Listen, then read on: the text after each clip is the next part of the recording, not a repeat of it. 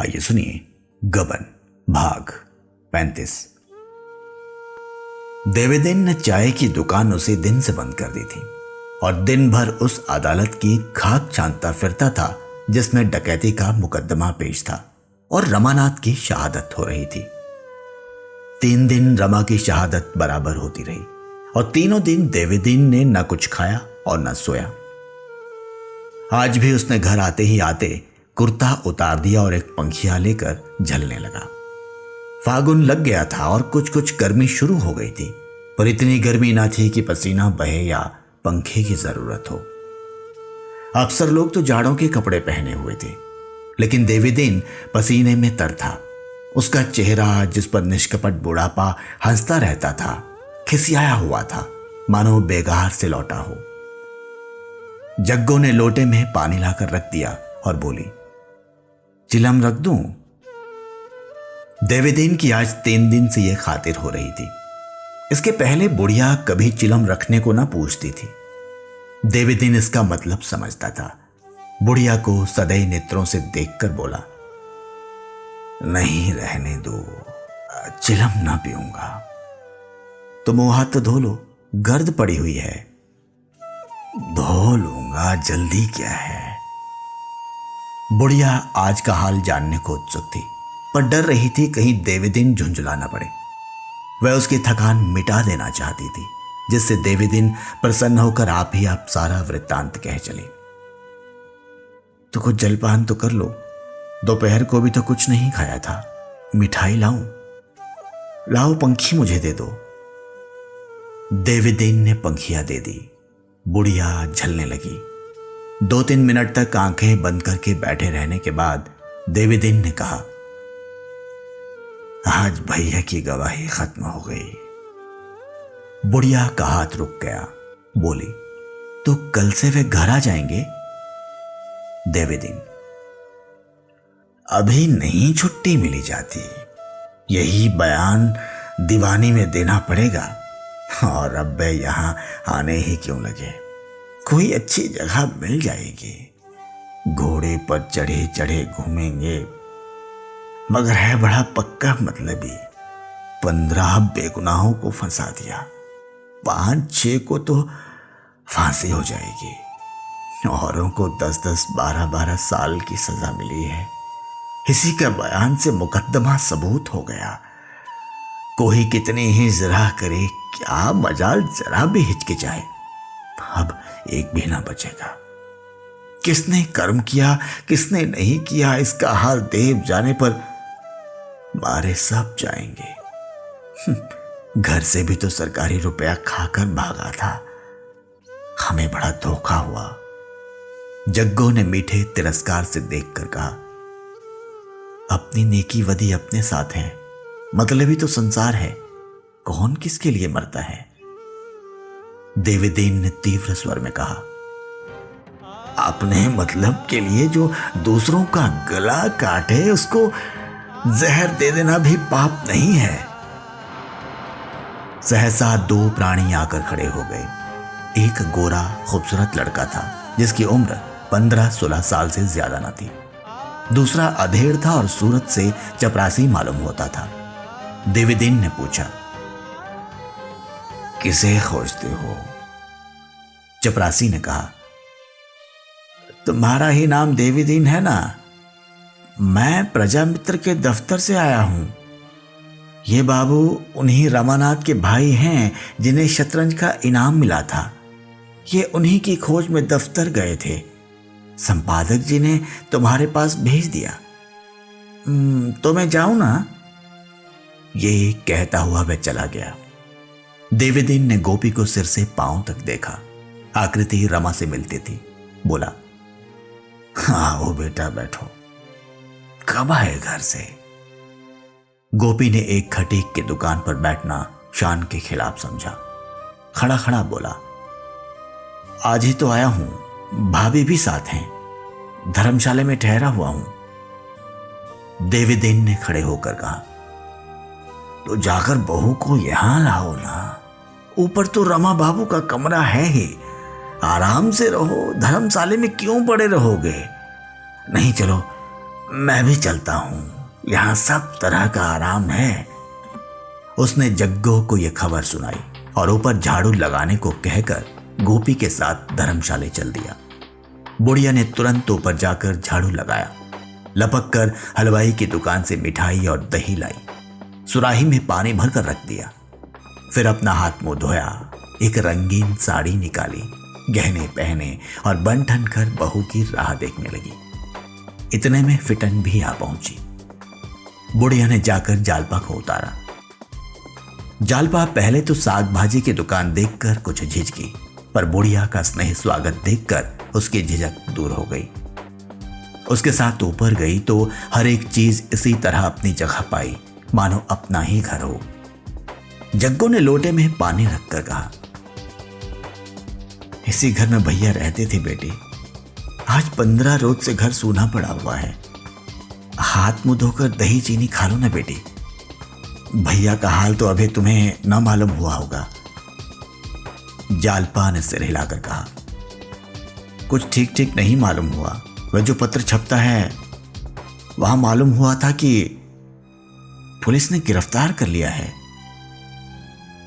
देवेदेन भी ऊपर आ गया था, बोला, गिरफ्तार तो किया था, पर अब तो वे एक मुकदमे में सरकारी गवाह हो गए हैं। प्रयागराज में अब उन पर कोई मुकदमा ना चलेगा और शायद नौकरी चाकरी भी मिल जाए। जालपा ने गर्व से कहा, क्या इसी डर से वे सरकारी गवाह हो गए हैं? वहां तो उन पर कोई मामला ही नहीं है, मुकदमा क्यों चलेगा? देवेदेन ने डरते डरते कहा, कुछ रुपए पैसे का मामला था ना। जालपा ने मानो आहत होकर कहा, वह कोई बात ना थी। जो ही हम लोगों को मालूम हुआ कि कुछ सरकारी रकम इनसे खर्च हो गई है, उसी वक्त पहुंचा दी। ये व्यर्थ घबरा कर चले आए और फिर ऐसी चुप्पी साधी कि अपनी खबर तक न दी। देवेदीन का चेहरा जगमगा उठा, मानो किसी व्यथा से आराम मिल गया हो। बोला, तो ये हम लोगों को क्या मालूम, बार बार समझाया कि घर पर खत पत्र भेज दो, लोग घबराते होंगे, पर मारे शर्म के लिखते ही ना थे।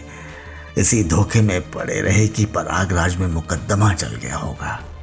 जानते तो सरकारी गवाह क्यों बनते। सरकारी गवाह का आशय जालपा से छिपाना था। समाज में उसकी जो निंदा और अपकीर्ति होती है, यह भी उससे छिपी न थी।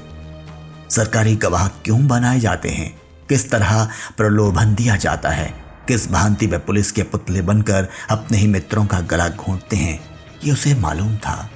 मगर कोई आदमी अपने बुरे आचरण पर लज्जित होकर भी सत्य का उद्घाटन करे, छल और कपट का आवरण हटा दे, तो वह सज्जन है। उसके साहस की जितनी प्रशंसा की जाए कम है, मगर शर्त यही है कि वह अपनी गोष्ठी के साथ किए का फल भोगने को तैयार रहे। हंसता खेलता फांसी पर चढ़ जाए तो वह सच्चा वीर है, लेकिन अपने प्राणों की रक्षा के लिए स्वार्थ के नीच विचार से, दंड की कठोरता से भयभीत होकर अपने साथियों से दगा करे, आस्तीन का सांप बन जाए तो वह कायर है, पतित है, बेहया है। विश्वासघात डाकुओं और समाज से शत्रुओं में भी उतना ही है जितना किसी अन्य क्षेत्र में। ऐसे प्राणी को समाज कभी क्षमा नहीं करता, कभी नहीं। जालपा इसे खूब समझती थी। यहां तो समस्या और भी जटिल हो गई थी। रमा ने दंड के भय से अपने किए हुए पापों का पर्दा नहीं खोला था। उसमें कम से कम सच्चाई तो होती, निंदा होने पर भी आंशिक सच्चाई का एक गुण तो होता। यहां तो उन पापों का पर्दा खोला गया था जिनकी हवा तक उसे न लगी थी। जालपा को सहसा इसका विश्वास न आया। अवश्य कोई न कोई बात हुई होगी जिसने रमा को सरकारी गवाह बनने पर मजबूर कर दिया होगा। सकुचाती हुई बोली, क्या यहां भी कोई बात हो गई थी? देवदीन उसकी मनोव्यथा का अनुभव करता हुआ बोला, कोई बात नहीं। यहां वे मेरे साथ ही प्रयागराज से आए। जब से आए यहीं से कहीं गए नहीं, बाहर निकलते ही ना थे। बस एक दिन निकले और उसी दिन पुलिस ने पकड़ लिया। एक सिपाही को आते देखकर डरे कि मुझे को पकड़ने आ रहा है, भाग खड़े हुए। उस सिपाही को खटका हुआ, उसने शुभों में गिरफ्तार कर लिया। मैं भी इनके पीछे थाने में पहुंचा। दारोगा पहले तो रिश्वत मांगते थे, मगर जब मैं घर से रुपए लेकर गया तो वहां और ही गुल खिल चुका था। अफसरों में न जाने क्या बातचीत हुई, उन्हें सरकारी गवाह बना लिया। मुझसे तो भैया ने कहा कि इस मामले में बिल्कुल झूठ ना बोलना पड़ेगा, पुलिस का मुकदमा सच्चा है। सच्ची बात कह देने में क्या हर्ज है। मैं चुप रहा, क्या करता। जग्गो, न जाने सबों ने कौन सी बूटी सुंघा दी। भैया तो ऐसे ना थे, दिन भर अम्मा अम्मा करते रहते थे। दुकान पर सभी तरह के लोग आते हैं, मर्द भी औरत भी। क्या मजाल कि किसी की ओर आंख उठाकर देखा हो। देवे दिन कोई बुराई ना थी, मैंने तो ऐसा लड़का ही नहीं देखा। उसी धोखे में आ गए। जालपा ने 1 मिनट सोचने के बाद कहा, क्या उनका बयान हो गया? हां, 3 दिन बराबर होता रहा, आज खत्म हो गया। जालपा ने उद्विग्न होकर कहा, तो अब कुछ नहीं हो सकता, मैं उनसे मिल सकती हूं? देवदेन जालपा के इस प्रश्न पर मुस्कुरा पड़ा, बोला, हाँ और क्या, जिसमें जाकर भंडा फोड़ कर दो, सारा खेल बिगाड़ दो। पुलिस ऐसी गधी नहीं है, आजकल कोई भी उनसे नहीं मिलने पाता, कड़ा पहरा रहता है। इस प्रश्न पर इस समय और कोई बातचीत ना हो सकती थी।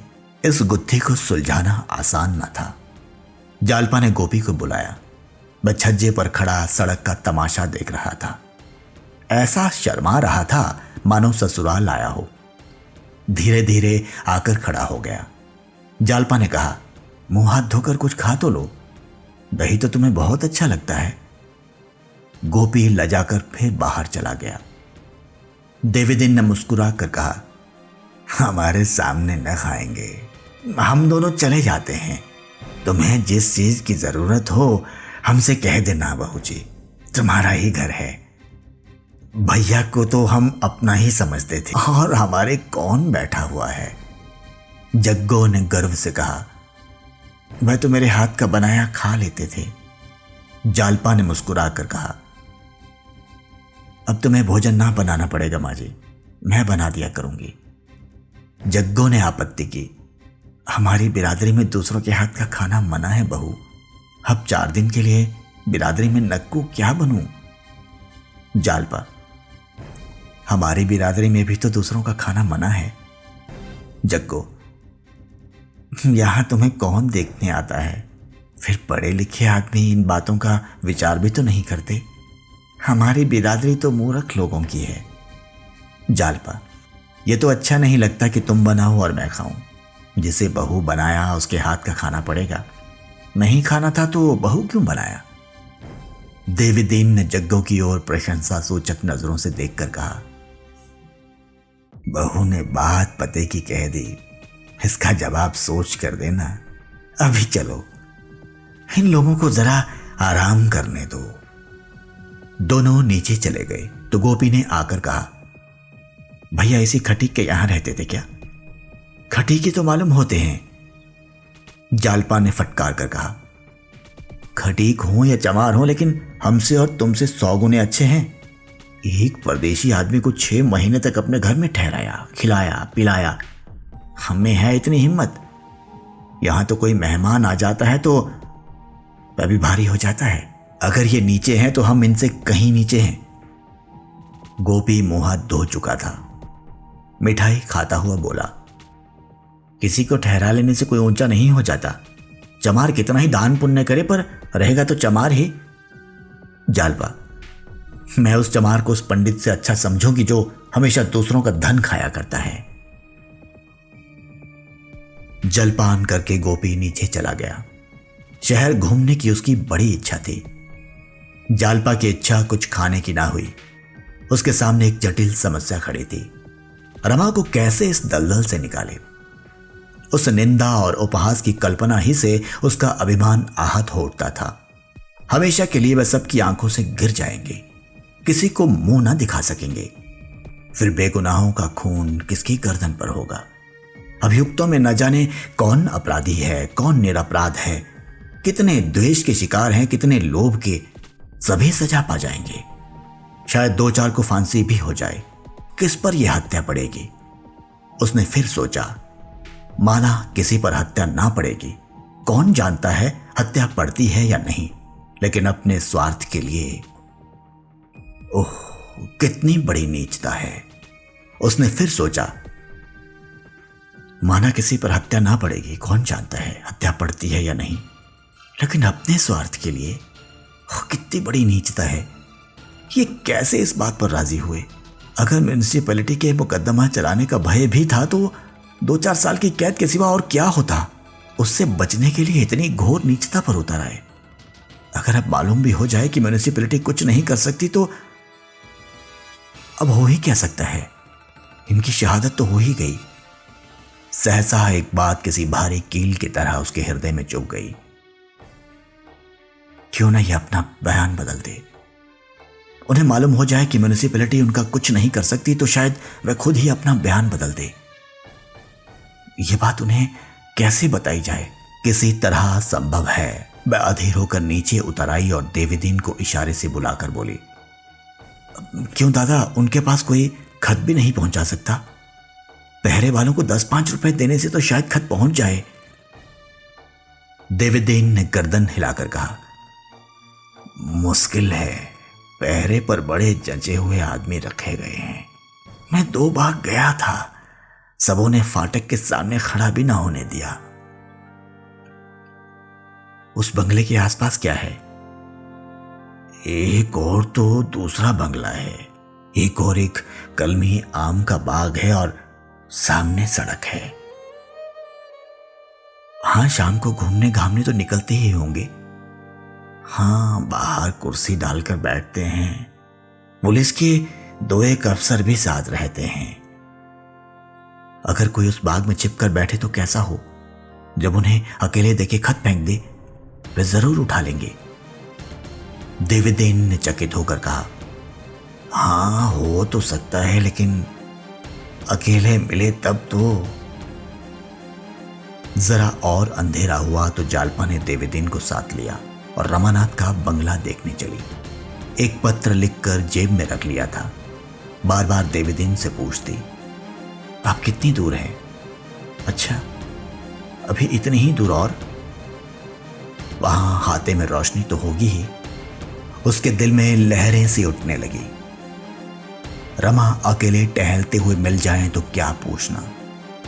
रुमाल में बांधकर खत को उनके सामने फेंक दूं, उनकी सूरत बदल गई होगी। सहसा उसे शंका हो गई, कहीं वे पत्र पढ़कर भी अपना बयान ना बदले तब क्या होगा? कौन जाने अब मेरी याद भी उन्हें है या नहीं। कहीं मुझे देखकर वह मुंह फेर ले तो। इस शंका से वह सहम उठी। देवीदीन से बोली, क्यों दादा, वह कभी घर की चर्चा करते थे? देवीदीन ने सिर हिलाकर कहा, कभी नहीं, मुझसे तो कभी नहीं की। उदास बहुत रहते थे। इन शब्दों ने जालपा की शंका को और भी सजीव कर दिया। शहर की घनी बस्ती से ये लोग दूर निकल आए थे। चारों ओर सन्नाटा था। दिन भर वेग से चलने के बाद इस समय पवन भी विश्राम कर रहा था। सड़क के किनारे के वृक्ष और मैदान चंद्रमा के मंद प्रकाश में हतोत्साह निर्जीव से मालूम होते थे। जालपा को ऐसा आभास होने लगा कि उसके प्रयास का कोई फल नहीं है, उसकी यात्रा का कोई लक्ष्य नहीं है। इस अनंत मार्ग में उसकी दशा उस अनाथ की सी है जो मुट्ठी भर अन्न के लिए द्वार द्वार फिरता हो। वह जानता है अगले द्वार पर उसे अन्न ना मिलेगा, गालियां ही मिलेंगी, फिर भी वह हाथ फैलाता है, बढ़ती मनाता है। उसे आशा का अवलंब नहीं, निराशा ही का अवलंब है। एकाएक सड़क के दाहिनी तरफ बिजली का प्रकाश दिखाई दिया। देवीदीन ने एक बंगले की ओर उंगली उठाकर कहा, यही उनका बंगला है। जालपा ने डरते डरते उधर देखा, मगर बिल्कुल सन्नाटा छाया हुआ था। कोई आदमी न था। फाटक पर ताला पड़ा हुआ था। जालपा बोली, यहां तो कोई नहीं है। देवदीन ने फाटक के अंदर झांक कर कहा, हाँ शायद ये बंगला छोड़ दिया, कहीं घूमने गए होंगे। घूमने जाते तो द्वार पर पहरा होता, ये बंगला छोड़ दिया तो लौट चलें। नहीं, जरा पता लगाना चाहिए कहां गए। बंगले की दाहिनी तरफ आमों के बाग में प्रकाश दिखाई दिया। शायद खटीक बाग की रखवाली कर रहा था। देवदीन ने बाग में आकर पुकारा, कौन है यहां? किसने ये बाग लिया है? एक आदमी आमों के झुरमुट से निकल आया। देवदीन ने उसे पहचान कर कहा, अरे तुम हो जंगली, तुमने ये बाग लिया है? जंगली ठिगना सा गठीला आदमी था। बोला, हाँ दादा ले लिया, पर कुछ है नहीं, दंड ही भरना पड़ेगा। तुम यहां कैसे आ गए? कुछ नहीं, यूं ही चला आया था। इस बंगले वाले आदमी क्या हुए? जंगली ने इधर उधर देखकर कनवतियों में कहा, इसमें बही मुखबर टिका हुआ था, आज सब चले गए। सुनते हैं 15-20 दिन में आएंगे, जब फिर हाई कोर्ट में मुकदमा पेश होगा। पढ़े लिखे आदमी भी ऐसे दगाबाज होते हैं। दादा सरासर झूठी गवाही दी, न जाने इसके बाल बच्चे हैं या नहीं, भगवान को भी नहीं डरा। जालपा वहीं खड़ी थी। देवदीन ने जंगली को और जहर उगलने का अवसर न दिया। बोला, तो 15-20 दिन में आएंगे, खूब मालूम है। जंगली, हाँ वही पहरे वाले कह रहे थे। कुछ मालूम हुआ कहाँ गए हैं? वही मौका देखने गए हैं जहां वारदात हुई थी। देवदीन चिलम पीने लगा और जालपा सड़क पर आकर टहलने लगी। रमा की यह निंदा सुनकर उसका हृदय टुकड़े टुकड़े हुआ जाता था। उसे रमा पर क्रोध न आया, ग्लानि न आई। उसे हाथों का सहारा देकर इस दलदल से निकालने के लिए उसका मन विकल हो उठा।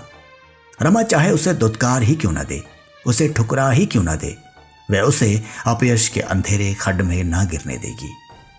जब दोनों यहां से चले तो जालपा ने पूछा, इस आदमी से कह दिया ना कि जब वे आ जाए तो हमें खबर दे दे? हाँ कह दिया।